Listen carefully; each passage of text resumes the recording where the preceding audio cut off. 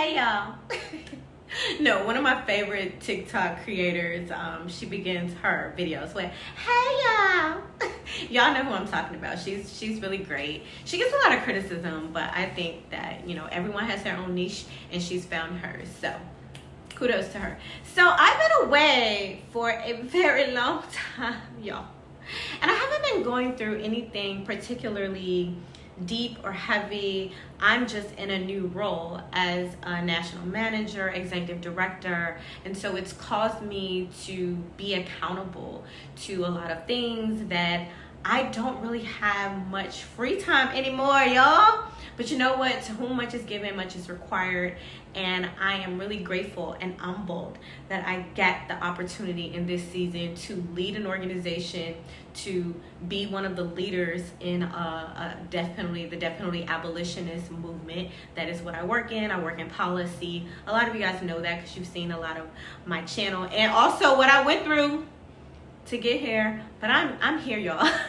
I'm here now, and I have so much peace. And you know, former coworkers and other people have seen me kind of rise to this position. And I just want to encourage you guys, because there is always turbulence before you get to where God wants you to be. And so I'm kind of like, I'm walking in it. I'm walking in it now, and I've embraced it. And even in the midst of my crazy schedule, I can see the light at the end of the tunnel and why I went through what I went through to get here. So let's go ahead and get to this video. This will be a longer video because I am covering the incident of Tamia Taylor, the young lady that was found in the river in Memphis, and also Hulu's The Other Black Girl. So let's jump right in with Tamia Taylor.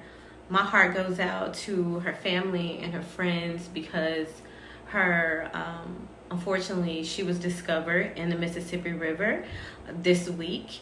And this was after weeks of praying that something will surface, that she would be found alive. That's always my hope in missing persons cases. I'm not one of those people that's like, you know, after 3 days, and I know what criminologists tell us and I know what data tells us, but I always hold out hope that we will find individuals alive. Like, that's always the bright spot of when I'm tracking a case and the individual was found alive. Not in Carly Russell case though, y'all. Whew, that's another story. Tamia Taylor came from a rural town outside of Memphis, Tennessee. And for those of us who are raised in larger cities, I was raised in Memphis and also New Orleans. When individuals come from rural towns, from what I hear, it's a grand celebration. They believe that they're going to a bigger city. They're shelling out a little bit more money than they would shell out to be able to enjoy their birthday. And on September 9th, Tamia Taylor did just that. I'm sure she had her outfit laid out. I'm sure she had a goal of getting content and videos together. She was going to get her little reel and her TikToks together for her 21st birthday. And I don't blame her. But what's unfortunate to me is the group that she chose to go and celebrate this event with. And it's so reminiscent of Shanquella Taylor and the incident that happened last year in Mexico with her friend. This is an age-old story, and it keeps happening. These women, these men are around people that don't mean them any good. My prayer is that the discernment, the collective discernment for all of us increases. And I know sometimes these are lessons that we learn all the way up into our old age. Trust me, I've learned a few. But the signs of people that are not our friends, our body even knows. Sometimes when I'm around certain people and I know or I feel queasy, pay attention to your body. Your body will tell you. I remember our grandparents used to tell us that little girl is not your friend. And at the time we thought that they were being haters, that they were being lame, that they didn't want us to have any fun. But they lived and they know the signs. And I can't wait to tell my nieces that. And I pray that they listen to me, because everybody is not your friend. Pay attention to those little jokes. Pay attention to the people that they hang around with. If you are friends with somebody and they are constantly hanging around somebody that's causing you turmoil, that's talking about you, that's harming you, that person is not your friend, and cut them off immediately. Those little jokes. Oh, girl, you think you cute. Cut them off. You know, I can see like in jest if someone says that one or twice, but your friends should be giving you more comments that speak life into you, that make you second guess yourself or make you doubt yourself. And I really feel like that is what was going on with Tamia and her friend group. Just look at their pictures. I don't care. Look at their pictures. They were not her friends. They were not her friends. And some of us now are hanging around people and coworkers that are not our friends. My sister and I started an organization in 2018 called the Queen Esteem Foundation, and we wanted to use this organization as a platform to encourage and bolster confidence in girls who were dealing with cliques and individuals that were jealous of them or that had insecurities and they were projecting it onto them, because those are the things that me and my sister went through. My sister and I, we have always been really confident individuals, not perfect individuals, but confident individuals. And we dealt a lot with girls coming into our life trying to steal our magic, right?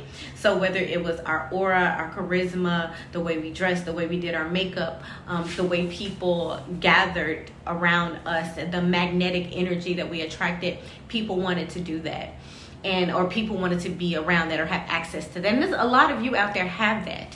And you know what it is. You know, sometimes they say people can see things in you that you can't even see in yourself. And that has rang true in my life so many times, to the point where I walk into a room and I automatically know that someone that has an insecurity may project that onto me. I can handle that a little bit better now. And it's not arrogance. It's because of the way I carry myself. I know that there are some people that bring traumas and they weren't raised like that. And because they weren't raised like that, they envy something in you. So that's just something that I own. I'm not ashamed about it. I can recognize it. And sometimes, you know, God tells me to go on journeys with certain people who may be feeling those things. Other times he say, don't even waste your time. Just cut them out. And that's what I do. But in the case of Tamia Taylor, she was found. And I just know that she was looking forward to a great time. But because of the company that she kept, this happened to her. So I will say, to those friends that went on that September 9th trip to Memphis with Tamia, vengeance. Vengeance is right around the corner. I have no sympathy for you. People who go out and don't protect their friend, especially when it's their friend's birthday, don't even offer any type of clues up, go into hiding, make your page private. There's something there. There's something there. And I'm not a policeman. I'm not a DA. I'm not here to charge anyone. But in the court of public opinion, y'all ain't shit. Y'all not. And I really pray that it's exposed what has happened or what happened on that night with Tamia Taylor. All right. So prayers up to her family. I want to shift gears and talk about this Hulu show, The Other Black Girl. When I talk about pieces of art coming right on time, and there's this wage against, tug of war against, does art imitate life? Does life imitate art? Life imitate art? I think it's on both sides. But if you have not seen The Other Black Girl and you are a black girl, especially in corporate America, you need to rush to see it. I will give you my Hulu credentials to go see this series that stars Garcelle Bouvet and other two unknown artists, actresses that I believe will be in many more pieces of art and content after that, because they did such a phenomenal job. But The Other Black Girl, y'all, is me. It is me. It has been you at times. This is an allegory that should have happened a long time ago on the big screen. But spoilers are ahead if you want to go ahead and click off now. The premise of this whole series is there is a black girl who is the only black girl in a publishing company. She's been the only black girl for a while, but she wasn't the only black girl. There was another black girl before her in the 80s, and the rumor mill is that she went crazy and the company didn't hire really any more black girls after that, and she's the first black girl kind of in the 2010s. I think it's present day. I think it's 2020. And she is the new black girl. So she's very comfortable in her space. She receives all these anti-black microaggressions about her hair and about black culture. And she takes it with grace and style, as many of us do in all white spaces. But one day, there is an editor who hires another black girl, a younger black girl, to come into the office as her assistant.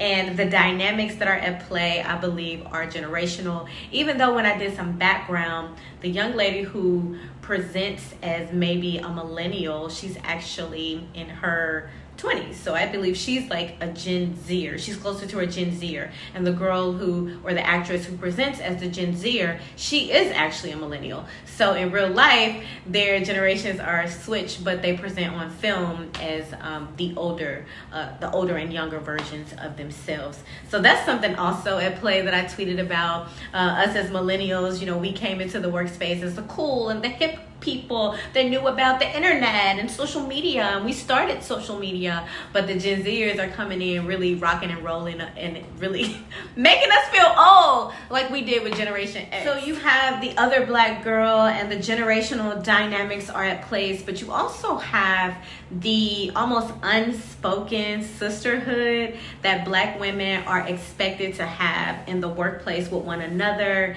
and they begin trying to establish some type of friendly relationship, not necessarily friends, because y'all know I don't use that term lately. They have a friendly relationship until one day the new black girl, the other black girl that presents as a younger Gen Zer, she kind of crosses her. She crosses her in an incident that was really pivotal for her career. And that's when all of the turmoil and conflict began. And it's really interesting to watch. And the reason why I say I've been that black girl is because when I come into corporate spaces, whether it's predominantly white or predominantly black, I just show up to be the best, to do the best. And I'm usually a part of organizations where I believe in the mission. So I never have to compromise anything that I believe in because I sincerely believe in the mission. So I've been like in nonprofit work, I've been in education, I've been in communications, and all of the organizations that I've been a part of, I've believed in. I haven't had to compromise anything that I stand for. But I do know that there are people out there that just need a job, and sometimes they do have to compromise. So that's also kind of at play. So the reason why I've said that is because sometimes in a certain atmosphere, even though I can assimilate and I agree with the mission, I may not always assimilate with the group of people that's there. I am a black woman. I present as a black woman, but I do have a multi-ethnic background, and that can show up when I enter into corporate spaces. So The Other Black Girl originally was a book by Zakiya Harris, with the same name, The Other Black Girl. And I haven't read the book, but I'm really excited to go back and read the book. Right now, I am a part of a book club called Booked and Busy Babes, and we are reading Rest is Resistance by Trisha Hersey, also a black author. So those two books I am just excited to kind of get my hands on. But back to the series, the character is Nella, who was the lighter skinned, almost millennial type of girl, and Hazel, who was the Gen Z type of girl. They are the ones that began that conflict with one another. And Nella begins to pull back a lot of layers with the help of her best friend and her brother, because sometimes we need our family and friends to kind of show us what's going on in friendships, as with the earlier story I was talking about with Tamia Taylor. But Nella uncovers that it is a really sinister reason why Hazel is moving up in the company and the affiliations that she is connected with. That is true in so many of our lives. Once we enter into these black girl cliques at work, we really think that we are covering each other's back, and that's not always the case. I always say be excellent. If you have a coworker and it naturally develops into a friendship, cultivate that if you feel like it's something there. But many of the people that you believe are your friends at work, if you were to resign, if something was to happen to you, many of those people wouldn't even check on you. They wouldn't. If you were to leave an office today, this love that people have for you, they will move right along and find another black girl. And the cycle continues. So I'm not going to give too many spoilers because I really want you all to see it. And if you've seen it already, drop in the comments and let me know what you think about the other black girl. I just want to start the other black girls, some other black girl cohorts, because I hear so many horror stories from corporate America of how black women have been hurt by other black women, y'all. I will say this. I worked in an office before, and you could easily tell that white women in the office did not get along. They didn't like each other. They ain't mess with each other. But when it came to getting things accomplished, or if there was some type of conflict, and these were white women at various levels, executive, middle management, and also entry level. When it came to them coming together to get something done, or if one of them was being reprimanded by someone that was black or non-white, they would band together. That's the thing. They do band together. It's just black women, and I believe this just history of being othered and wanting to prove that you're the best. And when you finally make it into a leadership position, you have to show other people that you know how to lead with the iron fist, that you began to hurt your own. And that is kind of the premise of what's happening in the other black girl, that the lead character, Garcelle Bouvet, she thinks she's helping black women when she really begins to hurt them. And if you've seen the series, you know exactly why I did that little gesture. So she begins to hurt them. So go watch the other black girl. Don't forget to like and subscribe to the Joya channel. I love you, and I'll see you later. Bye.